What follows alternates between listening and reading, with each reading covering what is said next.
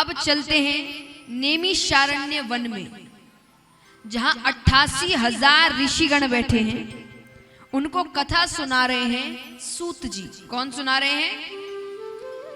अब इन 88,000 ऋषिगणों में सबसे बड़े ऋषि है शौनक ऋषि, इसीलिए सबको शौनकादि ऋषियों के नाम से हम संबोधित करेंगे।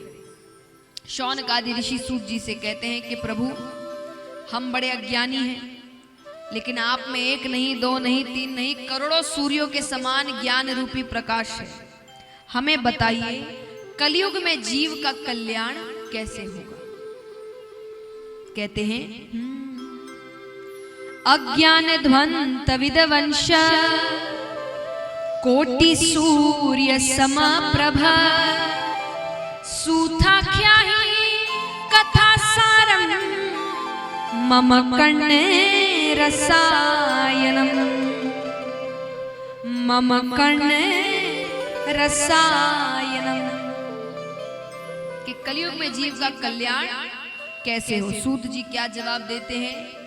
काल व्याल मुख ग्रास त्रास निर्नाश हेतवे श्रीमद् भागवतम शास्त्रम कलो किरेण भाषितम।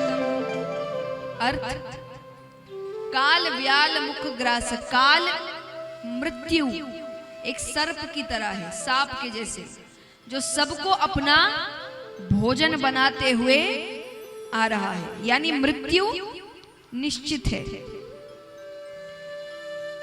एक बार हम अपनी मृत्यु भूल जाते हैं ना, इसीलिए अच्छे कर्म नहीं करते। एक बार एक सेठ जी, उनके गांव में एक बहुत बड़े ऋषि आते हैं, उनके पास जाते हैं और जाकर कहते हैं कि मुझे एक प्रश्न पूछना है। बोले पूछिए। बोले आपकी एकाग्रता का राज क्या है?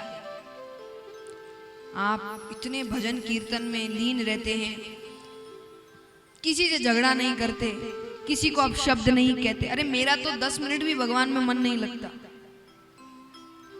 थोड़ी देर बैठता हूं कि मन भटकने लगता, ध्यान कभी इधर जाए कभी। ये तकलीफ कितनों को है हाथ उठाना, जिनका भगवान में जल्दी से मन नहीं लगता।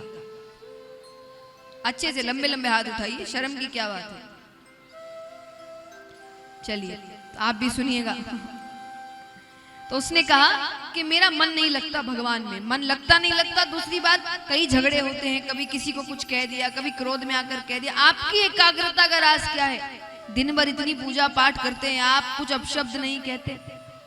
ऋषि ने सोचा इसने पता नहीं कितनों से ये सवाल किया होगा, सबने उत्तर दिया होगा। कुछ दिन तो वो उस उत्तर पर चलता है और फिर भूल जाता है। तो इन्होंने सोचा अब बोलने से काम नहीं होगा, कुछ करके दिखाते हैं थोड़ा। तो ऋषि ने कहा ये सब छोड़ो, हाथ दिखाओ, मैं भविष्य देख सकता हूं। तो उसने अपना हाथ दिखाया। अब ऋषि हाथ देकर कहते हैं अरे ये सारी बातें छोड़ो, 10 दिन में तुम्हारी मृत्यु है। 10 दिन में तुम, अब देख लो तुमको क्या करना है, कहां क्या करना है सब। अब वो ये सुन के तो वो ऐसा, 10 दिन निकल गए, कुछ नहीं हुआ उसको। 11 दिन, 12 दिन, 13 दिन, 14 दिन, 15वें दिन वो वापस आता है।